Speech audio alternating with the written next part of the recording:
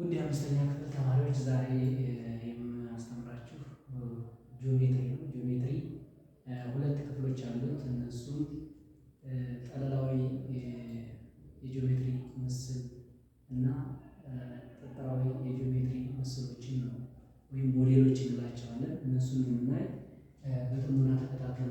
ጂኦሜትሪ ሲባል እንግዲህ በሁለት ይከፈላል። ጂኦሜትሪ ጠለላዊ ምስል ጠለላዊ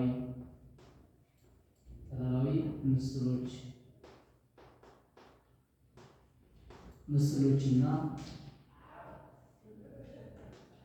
ጠጣር ምስሎች ብለን የምንከፍላቸው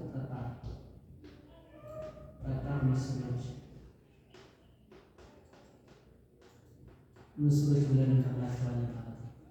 እንግዲህ ጠጣር ምስሎች ያለበት ምክንያት ምንድን ነው?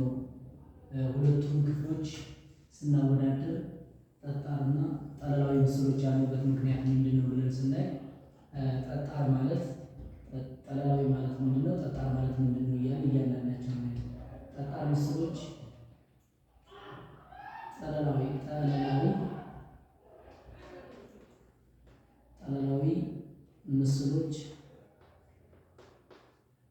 ምስሎች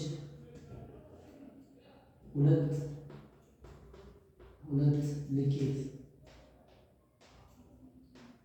ልኬት ብቻ ያላቸው ናቸው። ሁለቱ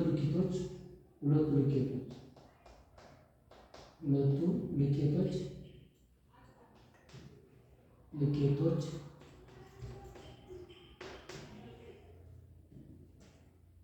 ርዝመትና ወርድ ናቸው። ርዝመት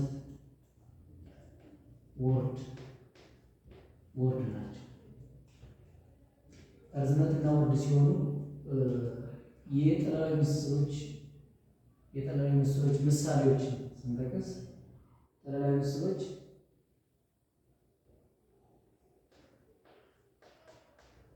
ምሳሌ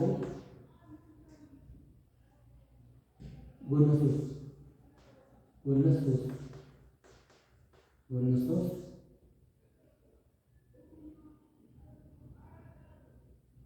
ጎነ አራት ጎነ አምስት እያለ ይቀጥላል። ጎነ አራት ጎነ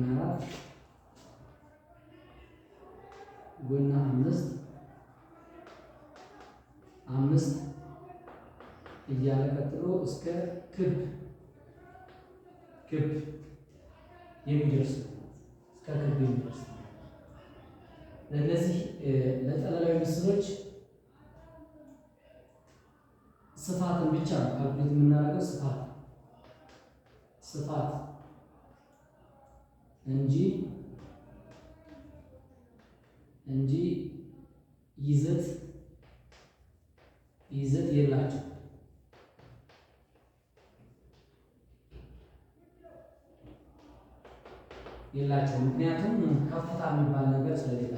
ምክንያቱም ከፍታ የሚባል ነገር ስለሌላቸው ይዘት የላቸው። ስለዚህ ጠለላዊ ምስሎች የምንላቸው ጠለላዊ ምስሎች ያለበት ምክንያት ሁለት ነገሮች ስላሏቸው ነው።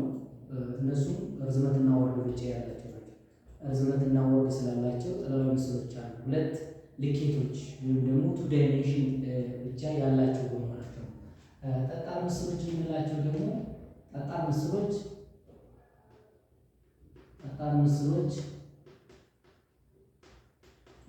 ወይም ሞዴሎች ማለት እንችላለን።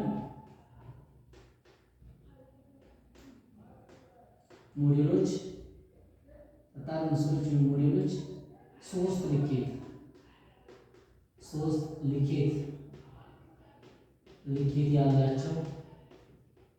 ያላቸው ጂኦሜትሪያዊ ምስሎች ናቸው።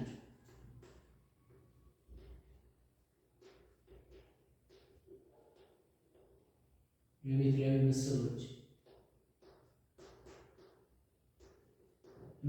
ናቸው።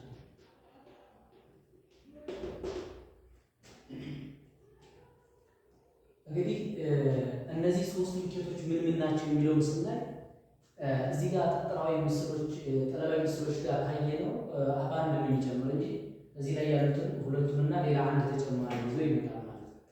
ያም የመጀመሪያው ምንድነው? ልኬቶቹ ሶስቱ ልኬቶች ብለን እናቀርባቸው። ሶስቱ ልኬቶች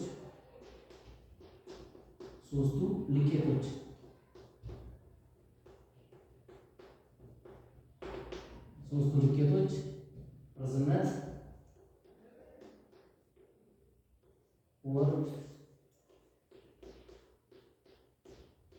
ወርድ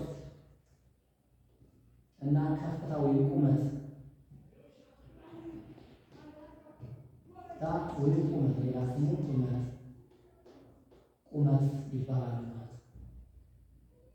ስለዚህ ምሳሌ ስንጠቅስ የእነዚህ ምሳሌዎች ምንድን ናቸው? ምሳሌ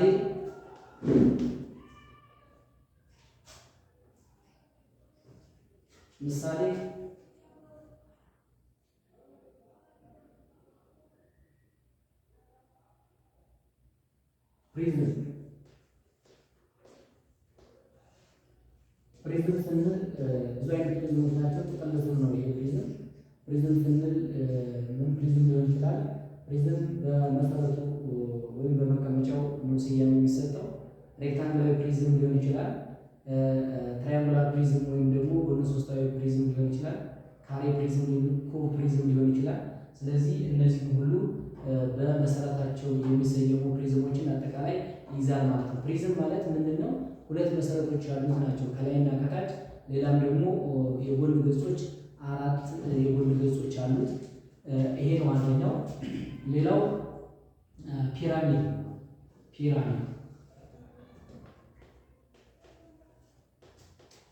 ፒራሚድ ነው። ሌላው ሲሊንደር ነው። ሌላው ኮን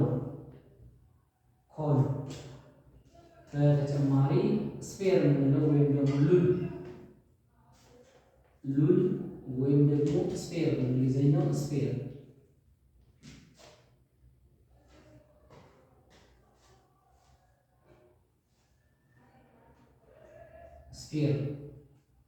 የምንላቸው ናቸው ማለት። ስለዚህ እዚህ ላይ ተማሪዎች ልትረዱት የሚገባ ነገር እንግዲህ ከሚከተሉት ጥያቄ ስትጠየቁ ከሚከተሉት የትኛው ጠጣር ምስል ነው ወይም ደግሞ የትኛው ጠላላዊ ምስል ነው ሲባል እነዚህን በደንብ በማንበብ በማጥናት የትኛው ነው 2 ልኬት ያለው የትኛው ነው 3 ልኬት ያለው በማለት በደንብ ተረድታችሁ መልሳችሁን መመለስ አለባችሁ ማለት ነው።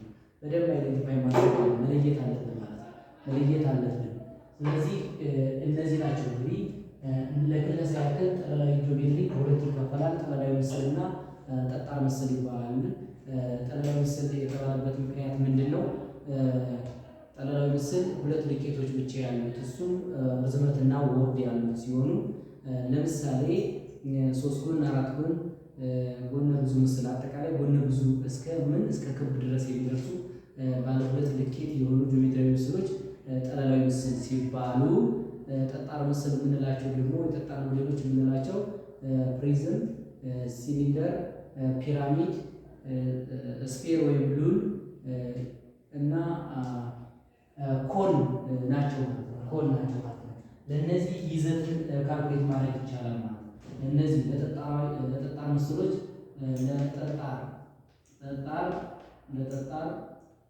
ለጠጣር ምስሎች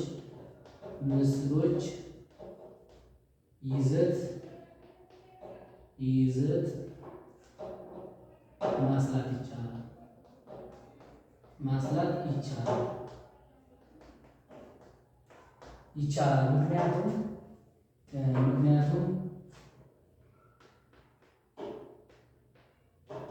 ምክንያቱም 3 ልኬት ስላሉ 3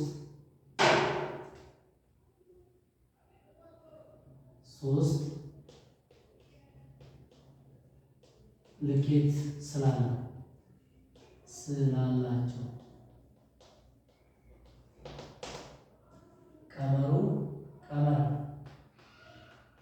ቀመር ወይም ደግሞ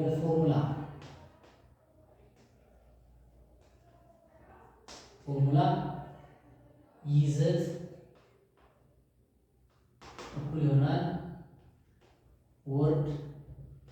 ሲባዛ በርዝመት ሲባዛ በቁመት ወይም ደግሞ ለመሸምደድ እንዲመቸን አድርገን መጻፍ እንችላለን። ምን ብለን በአንድ ላይ ማባዛቱን ስናስወግደው ይዘት እኩል ይሆናል። ይህ ማለት ይዘት ነው። ይህ ይዘት እኩል ይሆናል